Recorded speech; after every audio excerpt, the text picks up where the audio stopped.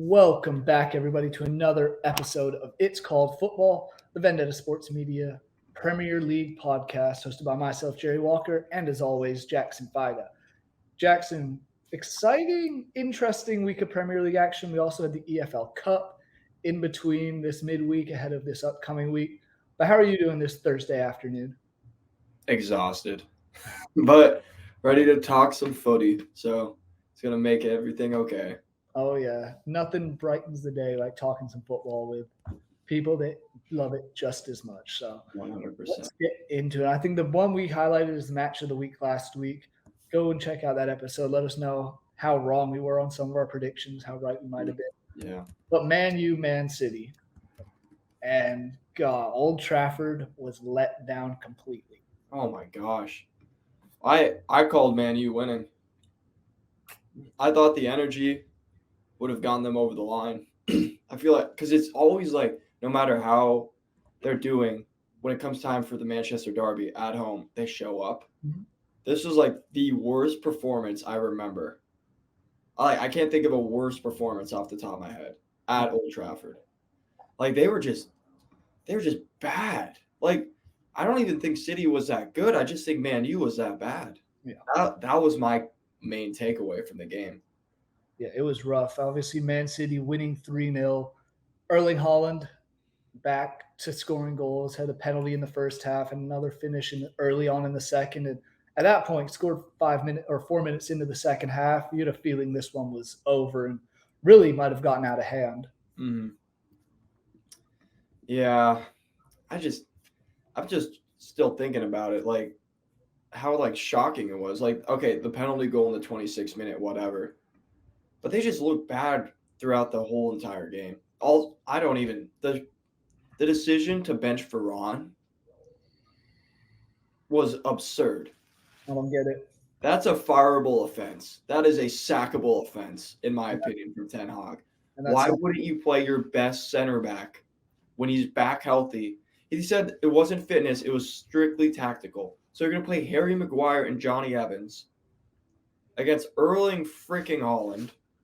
bold strategy, Cotton. Let's see if it pays off for him. And it definitely did not pay off. Yeah, Haaland scores 2. They look terrible.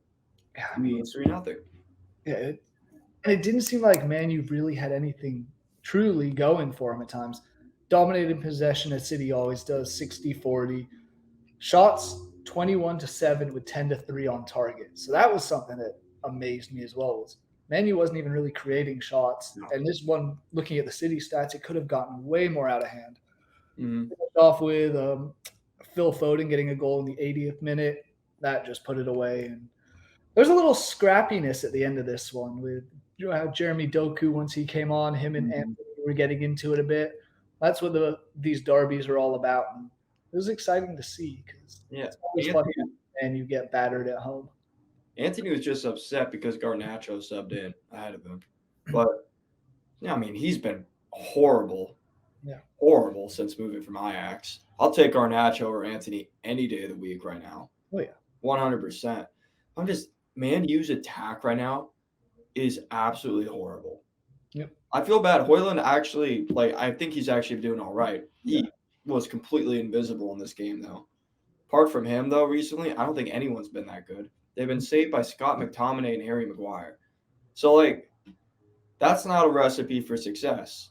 When you have 2 fluky feeling goals from McTominay winning you a game against, oh my gosh, who was it, Brentford?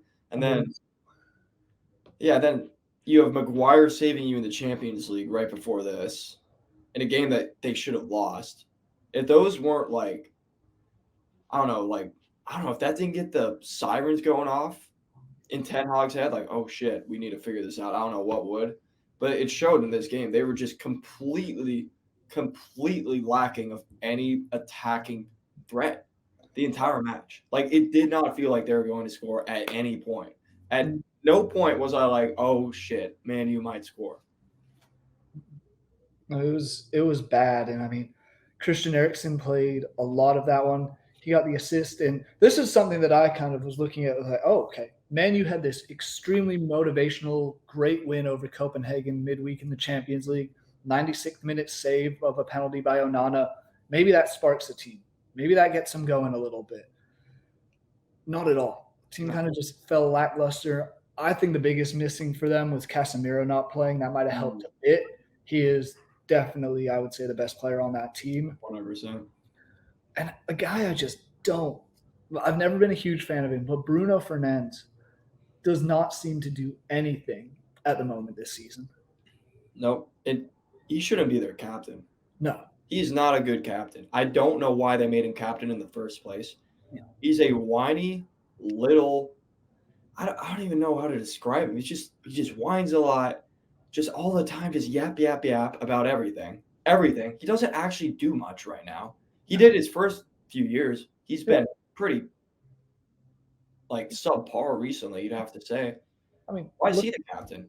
Yeah. And looking at his stats this season, 10 matches played in the Premier League, 2 goals. One of those, of course, was a penalty. Yep. 1 goal from open play, pair of assists as well. There's just no cohesion to me of this Man U attack because the front four, Højlund, Rashford, Eriksen, and Fernandes, you look at that a couple of years and you're like, damn, this one's dangerous. On paper, that could be much, much better, and it's just not. On the other side, got to give props to Man City. As soon as Rodri's come back, as we kind of expected, they've turned it on. Played that back three of Vardiol, Ruben Diaz, and Kyle Walker.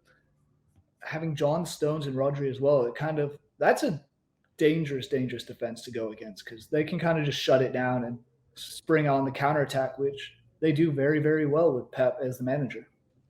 Yeah, 100%. Yeah, and with Rodri sitting right in front of them as well, just the defensive fortitude of the City side is unreal. Because, you just listed off the names, but think about the depth that they have just across the board when you also think about Akanji. Mm-hmm. Yeah. Yeah, they have Akanji. Think about Ake. The defense is so deep, and the attack is, as we've always spoken, just as dangerous. You bring on Mateo Kovacic, who they spent a ton of money on this summer, replace Alvarez. Jack Grealish comes off for Doku, who has his moments at times. It's just insane. Yeah, and you also have Sergio Gomez, if you want to play him as an attacking wingback, because he can get forward. He can get forward really well. Nunez can play the defensive midfielder role or attacking midfielder role, depending on what's required of him on the day. You just look at the City team and the depth that they have from the back to the front. It's just truly remarkable. Yeah, this is why they swept Europe and England for the most part last year, won the treble, have won what feels like 8 million Premier League titles in a row at this point. I don't really see anyone. I think this might have been the big motivational swing for them because obviously they lost a couple matches in a row. Now they've bounced back in a big way, beating Brighton, beating Man U. I think this is kind of that swing that we usually see it come just ahead of the December craziness and the Boxing Day, all those matches. It's what we saw with last year with City was, okay, then they had something, it clicked. Next thing you know, they're running away with the title again. Yeah, and they're doing it a little earlier, I think, this year. So you wonder, that Arsenal fan of me is like, peak early, please. They won't. They'll peak at the right time. They always do. Yeah. But I'm just, yes, we talked about the squad depth and how good every single player is, not just on the field, but on the bench. That's great and all, and you expect them to go and win league titles, Champions League, stuff like that. But when it comes down to the individual game itself, a single game, it comes down to the players on the field, their desire to win, and basically their performance. I mean, so when it comes to a derby match, that's all that should matter. It shouldn't matter squad depth. It should matter who cares more. Because in the Premier League, honestly, the gap between players is not very big. Even Mo Salah going up against Tomiyasu, there still is, they're incredibly close in quality in the grand scheme of things, that one can easily beat the other if they just show up and want it more. Minus Messi. I'll put him above everyone else. Minus Messi. Apart from that, though, everyone else can beat everyone else. So it just comes down to having the desire to win and the determination to get things done. And Man U just did not have any desire whatsoever to not win, let alone win, but just to compete. to not embarrass yourself in front of your fans. And we'll And get I don't know if that's a problem with the players. I think it is. I think there's a lot of distractions going on off the field that's affecting things. I also think there's a problem with the players they have. I don't think Bruno Fernandes is a good captain. I don't think Antony's a good player. I don't think you should have signed him. I think he's a cancer. But like, and like, you also have to think it's a managerial thing. How is Ten Hag? We're gonna get into that one in a little bit. Yeah, it has been a managerial thing there. Yeah, like how is he not getting them up for the game? Yeah, it's kind of crazy, and they put so much faith in him. But I'm gonna move us because we are gonna touch on Ten Hag and look at what the EFL Cup results from this week. Another letdown for Man U, but letdown for another team that's been in the mud this year and just constantly seems like to be the laughing stock of this show and every show about football out there. Chelsea at home, Stamford Bridge, taking on Brentford, who was lower than them in the table by a couple points. Brentford goes out and wins 2-0. Mm-hmm. And we've talked time and time again about how this team is not the same without Ivan Toney, how it just seems like they're still missing something and going to end that mid-table mediocrity. But they come out to Stamford Bridge and just run away from Chelsea, it seemed. Yeah, 2-0 at home against Brentford without Ivan Toney is literally like indefensible. Yeah. Like how you brought up that interesting stat before the show about their expected goals. They're like 5th, but they can't score. Nicholas Jackson cannot score. No. Sterling cannot score. I always thought he was kind of overrated when he was at City. I just think it was less highlighted because he had other players who could show up when he didn't show up, but he can't score. He legitimately cannot finish to save his life. So I mean, Chelsea just, I don't know, man. Like, you'd think they'd be so much better. I think Pochettino actually has them set up in certain games tactically to do well. But they just don't perform. And now, and like when you look at the stats, say it's 69% possession. Yeah. So it's not even like they're 17 shots, 2 on target. That's absurd. 7 shots and only 2 on target. And you look at Brentford, they had 7 shots and 5 on target. So they had the same amount of shots off target that Chelsea had on while having 10 less shots total. It's just that attacking. I mean, I'm going to run through this front four they had. Nicholas Jackson up front. Then the 3 behind him, Sterling, Cole Palmer, and Noni Madueke, who it doesn't put any fear. I remember the Chelsea of Drogba up top, Frank Lampard sitting behind, just that crazy good Chelsea sides that we saw growing up. And now it's like, oh, this doesn't put any fear into any defense anywhere, I don't think. I think it's just disappointing time and time again for the Chelsea. Yeah. And like, I don't know, man, because I think about it, like players do well, bar Mason Mount, when they leave Chelsea and Kai Havertz, but I think they're both just terrible. Yeah. But like you look at Pulisic, he suddenly leaves and starts balling out in a different team in a different setting. Look at other guys who leave and they do well. I feel like the club's just cursed at this point. Like I don't understand it. Nicholas Jackson had such high praise heading into the season. Like they're like, oh, he's a top prospect. He scored a couple goals against Luton. Everyone's like, oh, there it is. Where's he gone? Yeah. Where's he gone? Hasn't shown up yet. And that's one of the things that I know I was have a Chelsea friend who was raving about him in preseason because he was scoring time in and time out. That's why you can't look into preseason all that much. No. I'll say it forever for every sport. You don't look at preseason. It's what happens once the actual season starts because that's all fluky. I mean, look at Barcelona went and beat Real Madrid 3-0 in preseason and then lost. And there was that quote by Carvajal. I was like, yeah, it's preseason. We know we'll get him when it actually matters. And Chelsea's not getting anybody when that matters. And to make matters worse, last year at Stamford Bridge when these two played, it was 4-1 Brentford. So I guess there's a slight improvement. Lost by 1 goal less, but didn't get on the score sheet. And I just don't know where Chelsea go from here because it's not a good setting at all. They're 11th in the table. Play top of the table Tottenham this week. Oh, my goodness. Looking at their fixtures. Away to Tottenham, home to Man City, at Newcastle, home to Brighton, at Man U as their next 5. Yeah. We So- talked about this. They needed this result. Like, we talked about it. They needed this result. Yep. Like, and this is one that you think is going to be easy. It's at home against a Brentford side without their talismanic goal scorer, you know? Yeah. So you're like, oh, this is the one we're going to get. And you lose 2-0. And now you got to go into that stretch where you start off at Tottenham, at home against City, at Newcastle, Brighton, Man U. Like, I don't know. I think they put themselves in a pretty deep hole. I mean, I want to just mention Brentford real quick. Their October was superb for the most part. Mm-hmm.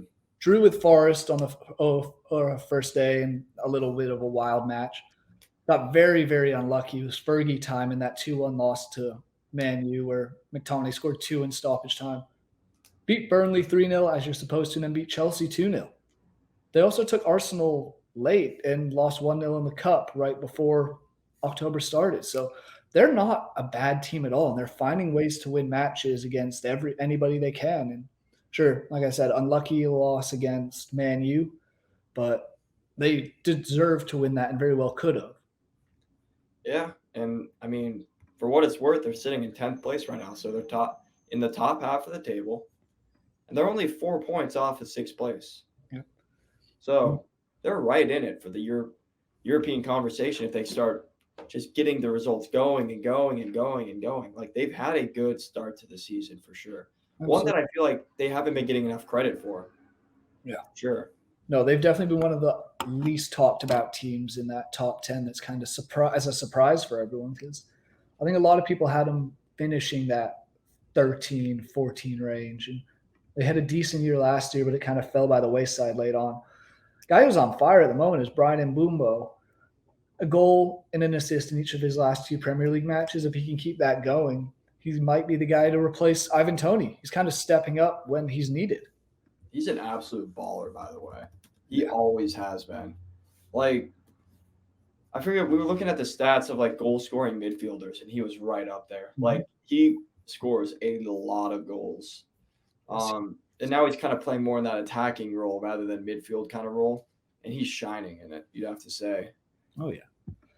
Another guy that shined this weekend, and one that you were probably very excited about, Eddie Nketiah. Oh, wow. Gets the hat trick for Arsenal. Arsenal beat Sheffield United. Yes, it is Sheffield United. We don't expect too much from them. But still, going out at home, winning 5-0. Vieira got a goal. Your favorite player, Tomiyasu, even got on the score sheet. Craziest thing in the world. So this looked like a very, very well-rounded Arsenal performance. Didn't allow a single shot on target. Props to the defense. Outpossessed Sheffield 67% to 33%. Pure domination from the Gunners. Mm-hmm. You expect it because Sheffield United is absolutely tragic. But 5-0 without a single shot on target, that's as good of a game as you could have. Yeah. Like, straight up, as good of a game as you could have. So. Oh, yeah. And they only had 2 shots in total. Mm-hmm. Pure domination. How about Nketiah, though? Oh, Eddie Nketiah. The third one especially? Yeah.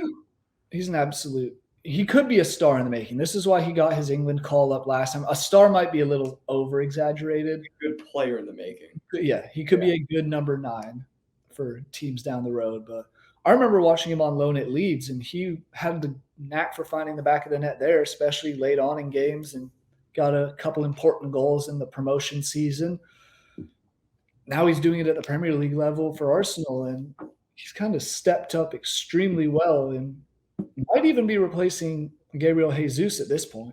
You wonder, I know Jesus is obviously injured, but is this Eddie's spot now? If he keeps scoring, I think he should keep it. The point of a striker or a center forward, whatever you want to call it, is to score goals. Yep. I at least think that's how it should be. I know some people are like, oh, but what about Bobby Firmino? He just created chaos and everything else happened. No. He just generally wasn't that good of a striker, in my opinion. No. I think the goal of that position is to score goals. At the end of the day, that's why you have it there. Obviously, there are different variations. You could be more of a pressing forward. You could be more of a target man. So obviously different variations, but at the end of the day, you want that player to be able to score goals. You don't necessarily have to lead the goal scoring stats for your team. Like we've seen the age kind of come where the wingers are scoring a lot more. Where you see players like Messi, Ronaldo, Mo Salah being the ones leading the goal scorer. That's fine, but you still need that player to score goals. You need that player to get into the box and get the tap ins, get the headers when the opportunity arises. So if he can do that, I think he should have the spot. But Arteta has a certain way of he has a certain play style that he always wants to kind of follow. And I think Gabby Jesus kind of fits that better. The way he's able to be a false nine, kind of link around with all that. That's kind of what Arteta wants. So I think you'll always go with Gabby Jesus. But if I were the manager and Nketiah was scoring goals, I would give Nketiah the start and make Jesus earn his spot back. Yeah, I agree with you. I think it's a bit of that. Arteta came from the Pep Guardiola mindset of that false nine, and he likes that style. And playing Gabriel Jesus, who did it under Pep pretty well, is now doing it under Arsenal under Arteta. So I understand that part, but I would keep it with the hot foot and Eddie and Kenny guys scoring at the moment. So yeah, gonna about some other results that kind of intriguing this weekend. Not going into much depth, but another guy who's been on fire, Hwang Hee-chan, got a late equalizer for Wolves to draw with Newcastle. Otherwise, Chelsea or Crystal Palace almost got it by Tottenham, lost 2-1. Everton beat West Ham. That one was kind of surprising. Very, very surprising. On the score sheet. I mean, they have not been good at all this year without Calvert-Lewin. Throw Calvert-Lewin back into the mix. Start getting some results. Start getting some goals. It's a difference that your best player can make. Still, though, if you're West Ham, man, what the hell? I mean, you dominated the game in terms of possession, but you didn't really create too much with all that domination. You only had 2 shots on target. Everton actually had 4, so they doubled them. So I mean, great result for Everton to go on the road to the Olympic Stadium to a place where West Ham's been very good. Oh yeah, very good, and to get the result. It's a shocking performance for West Ham, but I think it kind of goes to show that they can play really well with the style they play against the bigger teams, but against smaller teams sometimes who are looking to kind of play more of the West Ham role, where you're on the back foot and you need to do that going forward. This shows right there the vulnerability that they have. So interesting result, but yeah, huge win for Everton. Yeah, one thing for West Ham that kind of reminds me, we throw it around for a whole load of other teams. I do, at least in college football, is you play and basketball. You play down or play up to your opponent, and that seems kind of like what West Ham does. Mm-hmm. They're playing a top 6 team. They'll always show up, have a great game. Sometimes they might fall the wrong side, but recently they've been having great success there. Go and play a team like Everton, Forest, Bournemouth, where you're expected to win relatively comfortably, especially at home, kind of fall by the wayside a bit. Yeah, 100%. And talking Everton brings me, you mentioned it a little bit ago. We were talking about this expected goals table that I saw on Sky Sports, a post that they did. Big one for me. Newcastle is top. Tottenham is 6th. Big thing there is Newcastle's just not taking advantage, and maybe Tottenham's getting a little lucky at times. I mean, you say luck, but at the end of the day, that could just be clinical as well. That could be not making as many, just taking advantage of what they have. Chelsea was the biggest riser. They went from 11th in the real table to 5th in this one. Yeah. Added of an extra 7 goals. And Everton, also in the top 10, moving from 15th to 9th, which that shows that's what we were talking about. With Dominic Calvert-Lewin, he's putting the ball away, and they're getting results. Without him, they're still creating some chances. There's just no clinical number 9 at top to put the ball away like they're supposed to. Mm-hmm. That's the difference a clinical number 9 makes. So, like, you can create all the chances you want, but if you're not scoring, it does nothing. So when you get a player like Calvert-Lewin who can score goals, we've seen him score goals year in and year out in the Premier League. When you get him back and he suddenly starts scoring, that's when you start seeing your results improve because, I mean, that's what happens when you score. Life's a lot easier when you can score than when you're just trying to defend the whole time and get a point. Life's a whole lot easier. This table also just highlights how bad Chelsea's attack is. I think the tactics and the way they're playing is fine. I really do. I just think the players that Pochettino has walked in on, I don't know, man. They're just not good enough, And the players that they're recruiting aren't good enough. And I feel bad because Nkunku got hurt. If Nkunku's here, maybe they're doing a little bit more, but I still don't think he'd be able to fix all the problems that are happening. Oh, not at all. So, yeah, it's weird. It's just one of those things where Chelsea and Everton alike just can't find the back of the net if their life depended on it. Yeah. Moving on, this midweek we had the EFL Cup, Caribou Cup, whatever the hell it's fully called. I call it the EFL Cup. But some shock results here. We were talking West Ham and how they lost to Everton this week. How they lose against bad teams, play well against good teams. They played Arsenal. Won 3-1 against Arsenal. Kicked our ass. Ben White opens the scoring with an own goal. Mohamed Kudus had a brilliant goal. And then Jared Bowen doing what he always does and finding the back of the net. Yeah.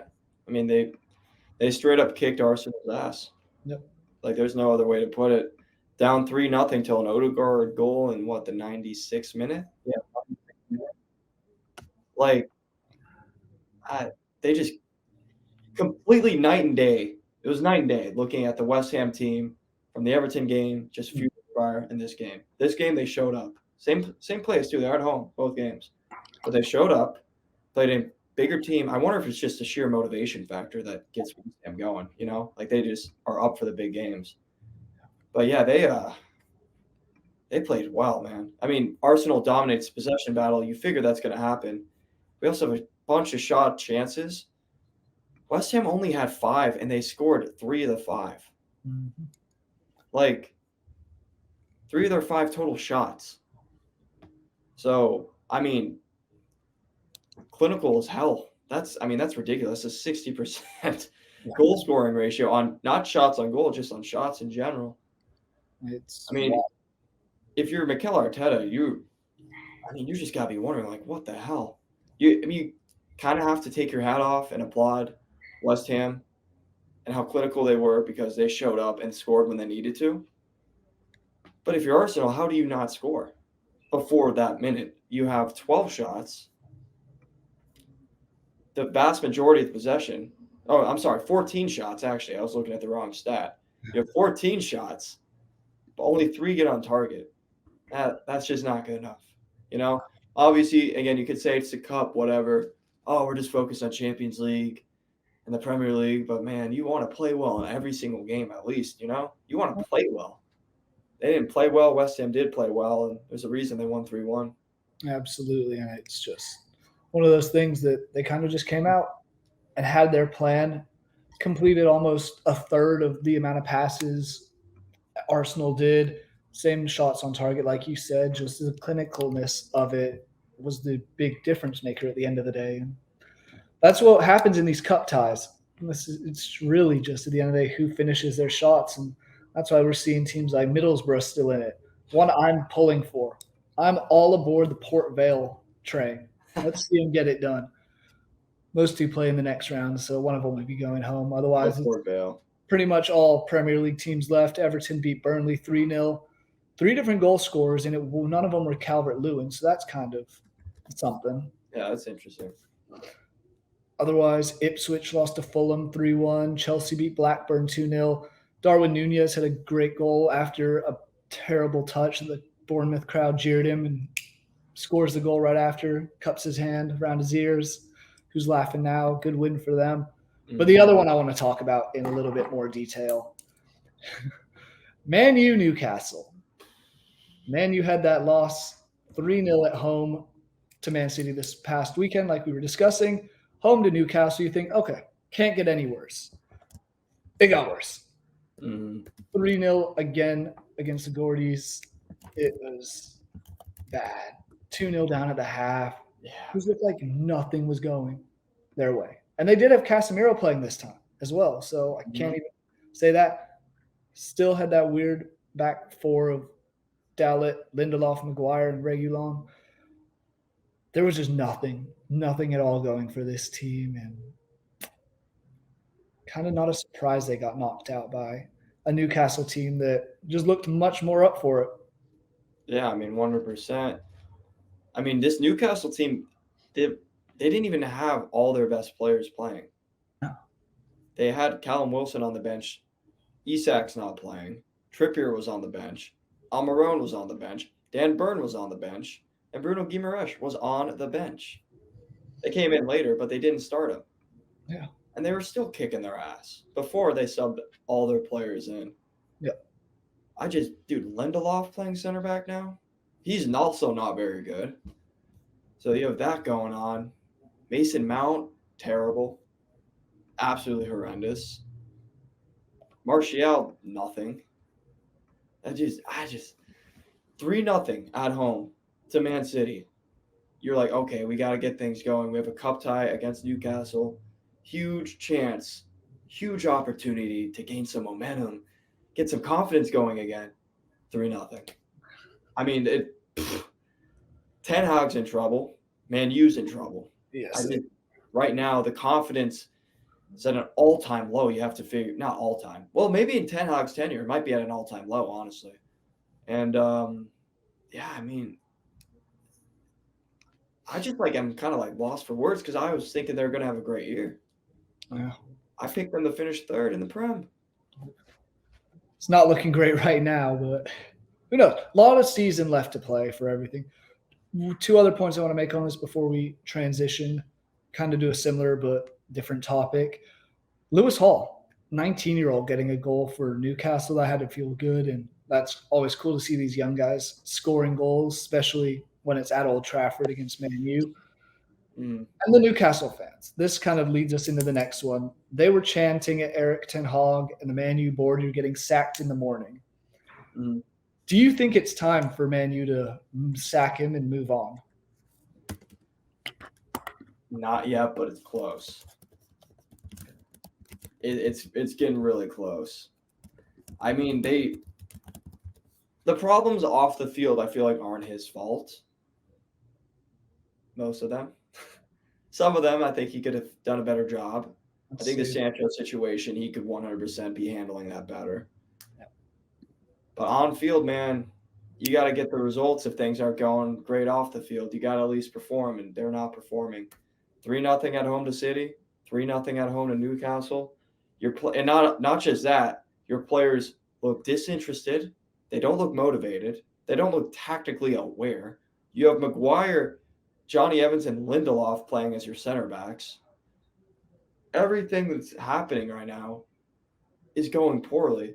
And at the end of the day, the man who is responsible for all this is Erik ten Hag. Yeah. Now, does he deserve the sack right now? No, I don't think so. But, man, you don't get a good result against Fulham, and then you don't get a good result against Copenhagen. Might be time. Yeah. You know, it could be that quick. It could literally be in the next week that he gets fired. Yeah, it really could be. And I mean, I'm on board to an extent with what you say of it's not quite time yet. But also, they've given him all the time, all the money. They're letting him bring in all his players he wants. Anthony, as an example, has been terrible. There was all that high hope because he went from the Dutch league as well. Jadon Sancho's whole situation, and I saw something at one point. This is why Sancho hasn't apologized at all, because it's not necessarily his fault of how Man U is going and how it's just an absolute mess there. And dumpster fire. Yeah, Sancho, Harry Maguire, the whole thing is just an absolute dumpster fire, like you said. I don't see it getting much better. They do have some favorable Premier League fixtures coming up. At Fulham this week, home to Luton, at Everton.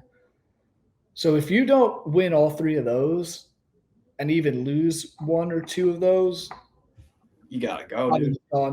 You got to go.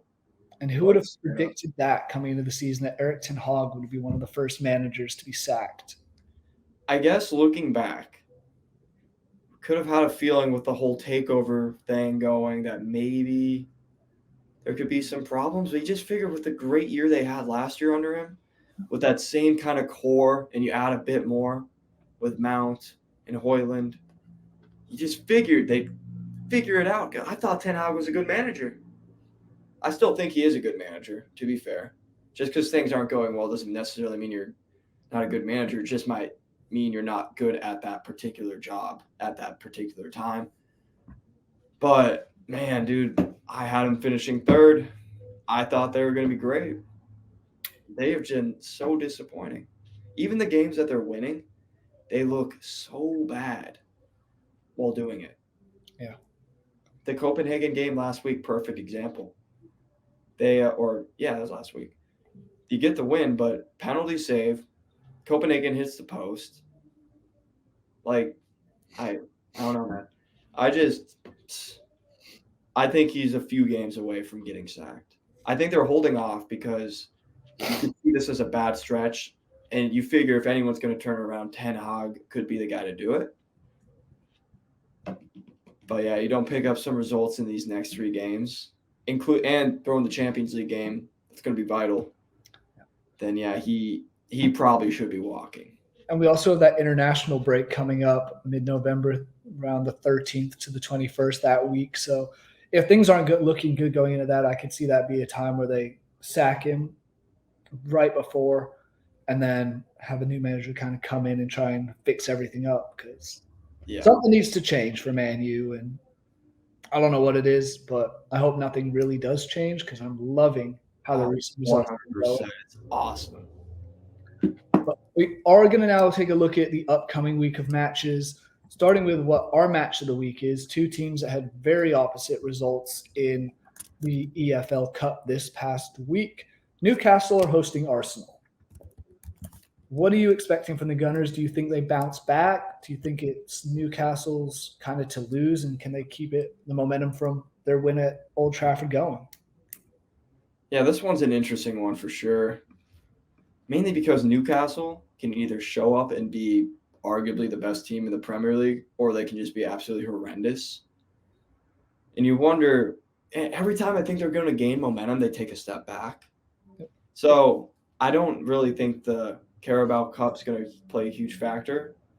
I think Arsenal's going to be fine. They still dominated the game. Obviously disappointed with the goalkeeping, Ramsdale, the defending, and the goal scoring, but you're still doing what you're doing. Still dominated the game, still created the chances. So I don't think it's a cause for alarm. I think Arsenal's going to be fine. I think Newcastle's going to play well, but I'm actually feeling an Arsenal win this game. Okay. 2-1. Score prediction? 2-1? 2-1. I think Arsenal's looked good in attack generally recently. Back in Arsenal score 2 goals. I do think Newcastle gets a goal. But yeah, Newcastle hasn't shown me enough to be confident that they can win every big game, even at home. Sometimes they look absolutely baller, and other times they just can't figure it out. So I think it's going to be one of those games where they ride that emotional high from kicking Man U's ass a little bit too much, and then Arsenal, who feels like they have something to prove after the midweek I'm going to call it an embarrassment against West Ham. I would say so. I think Arsenal gets it done 2-1. Good game, though. I'm calling a good game, pretty even game. All right. I like that. I'm going to end up ultimately leaning with Newcastle, but I can see Arsenal getting it done, because I think that 3-1 loss midweek might have been a fluke. Front 3 was without both Martinelli and Saka were on the bench. Declan Rice was on the bench to start. Martin Odegaard was on the bench. So it wasn't like they were playing their full first team. I just think Newcastle kind of has their back against the wall a little bit at the moment. A lot of injuries on this team. Isak's hurt. Harvey Barnes is hurt. Taggart's hurt. Obviously, Sandro Tonali has his gambling suspension. This feels like one that you would think Arsenal is going to win, but I could see at St. James Park with that. I'm expecting it to be probably cold and miserable up there in the north of England this weekend, as it always is kind of from November to February.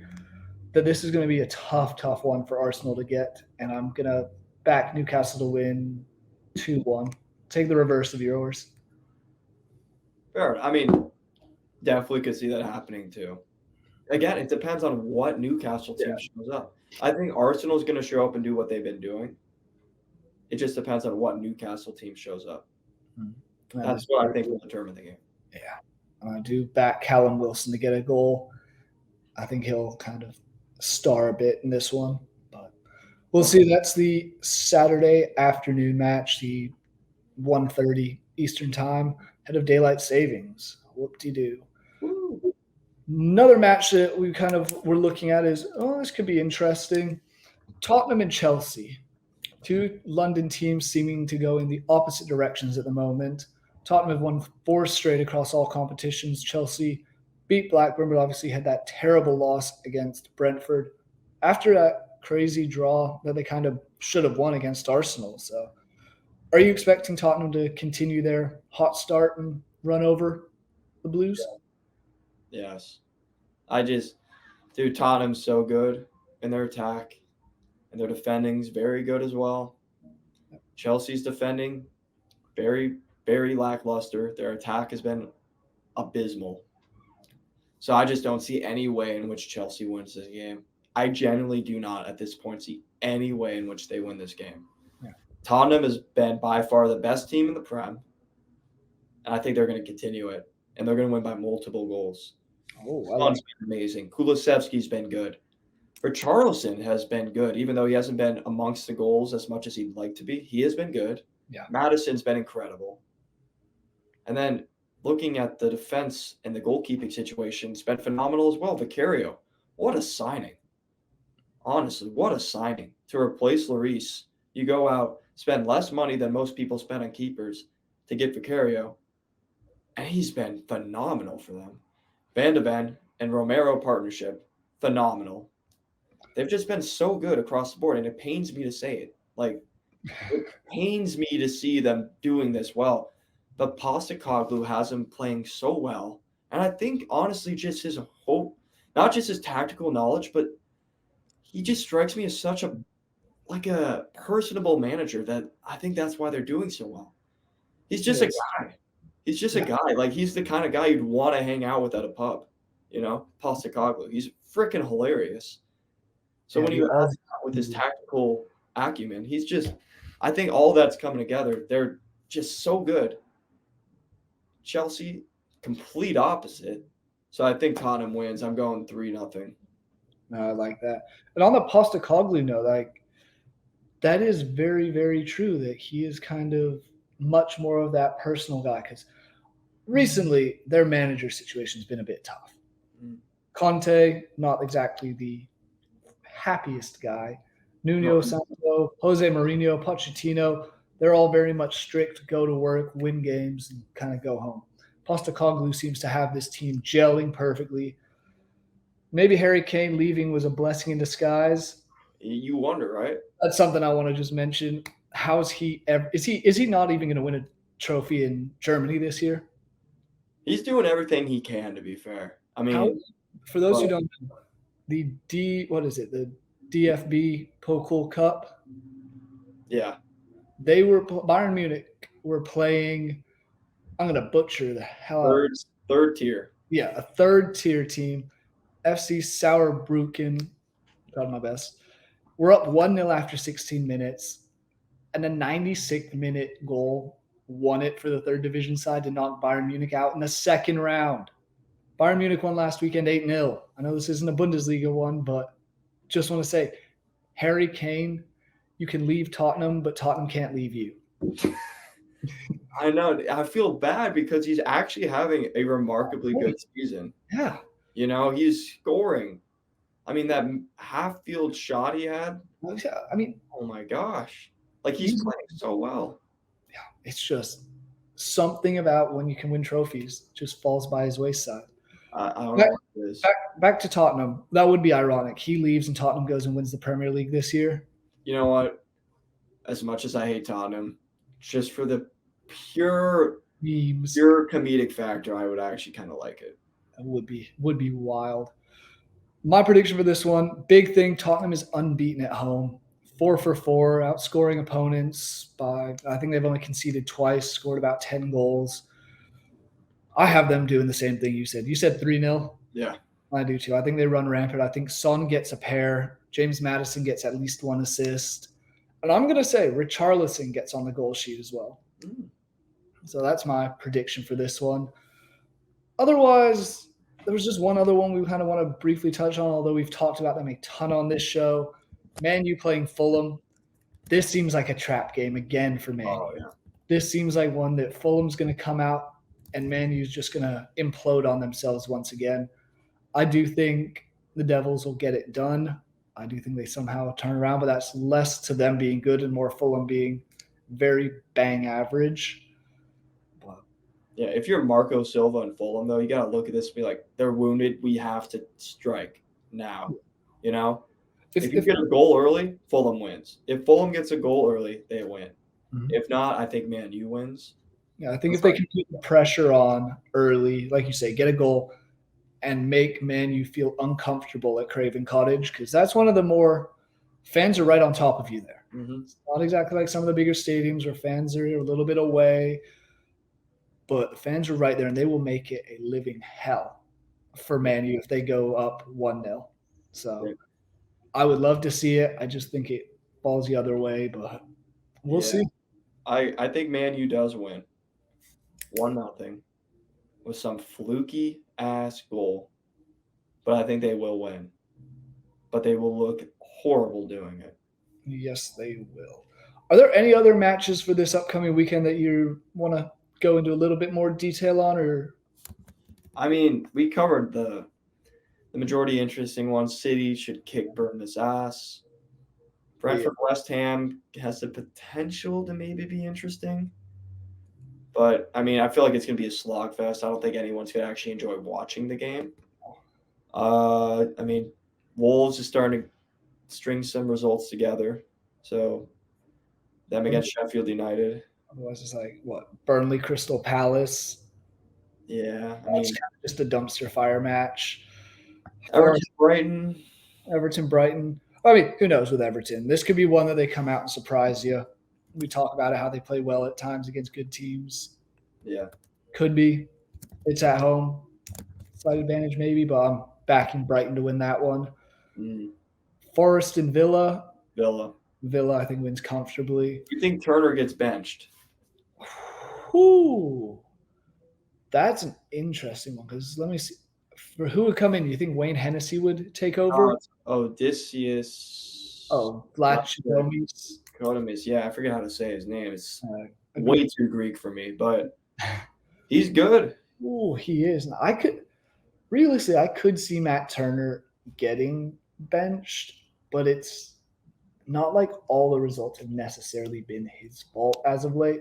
No, but he does have one of the worst save percentages, when you take into account expected goals.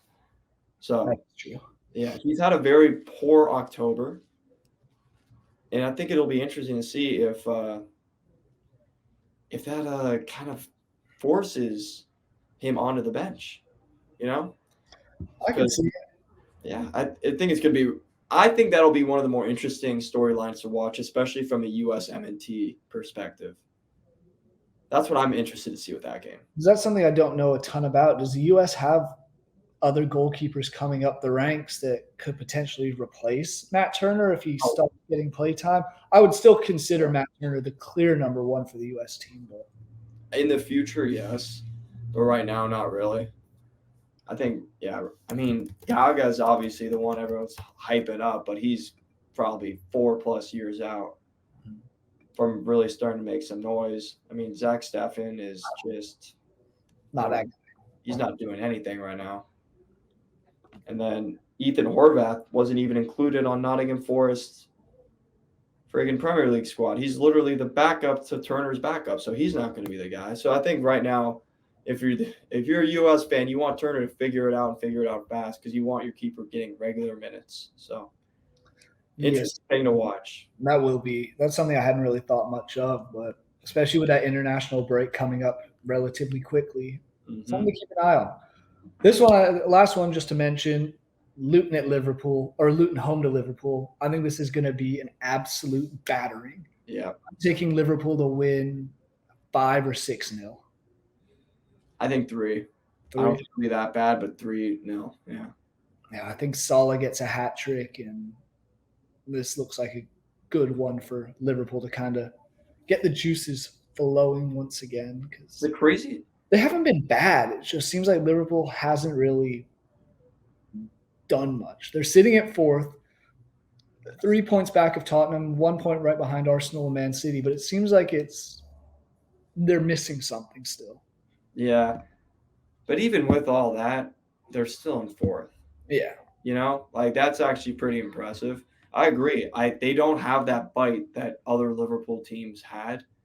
You know, you don't have Sadio Mane, you don't have Firmino, you don't have I hate to say this, but Jordan Henderson. You don't have those guys around anymore. It's a new squad. So it doesn't really have that same kind of punch that you used to have, but they still are actually having a decent year. Nunez he's getting there. He's getting there for sure. Salah's still scoring, so it's not the end of the world, but yeah, like you said, definitely could get a lot better. Once he gets better, man, they're going to be friggin' really good. Yeah, I mean, it's the fact that they're also playing in the Europa League, which you don't see them on the Tuesday, Wednesday afternoons here, nights in Europe at the moment, where maybe that's kind of benefiting them. They're not right in the center of attention the whole week. It's, here comes Liverpool in the Champions League again. Let's see what happens. It's more, all right, we assume they're going to run away. They're playing easier teams. Like they play Toulouse in the next match for Europa League. That might be beneficial to them. It really might.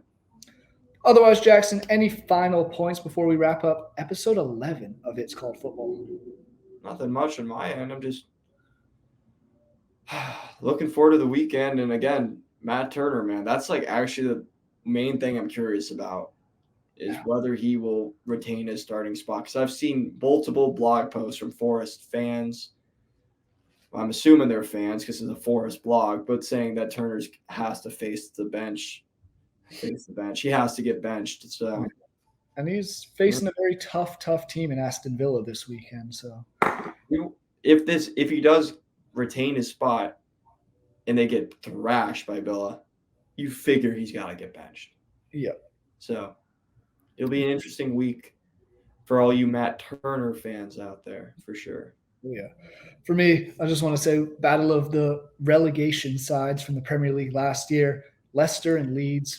Obviously, as a Leeds fan, I want to throw a shout out there. That's going to be entertaining because I think both of these teams could very well come up this year and just bounce back. But that's tomorrow or Friday afternoon, so I know I'll be watching it. Yeah. I'll try to tune in. That'll actually be a pretty good one. And Leicester's been so good this year in the championship. They've won their 13 wins, 1 loss, no draws, 5 points clear of Ipswich in second, 14 points clear of Leeds, who are in third. So they've been very, very, very good. Even their loss seemed like a fluke. They've got some really good players when you just look around for the championship, man. I mean, Vardy, Mavidi, Iheanacho, Ndidi, Daka, Winks, Wout-Faes, Harry Sutar. Like, they've got some absolute ballers. So they're a Premier League team playing in the championship. Yeah.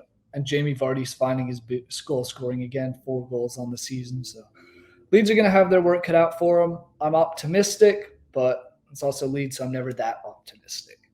Yeah. Jackson, pleasure as always. Thank you guys, the viewers, for watching this episode. Make sure you click that subscribe button to Vendetta Sports Media's podcast channel. Also, go check out the Vendetta Sports Media's regular YouTube channel for all the video highlights, clips, everything you're looking for sports-wise. Stay tuned next week for another episode, and we'll see you then.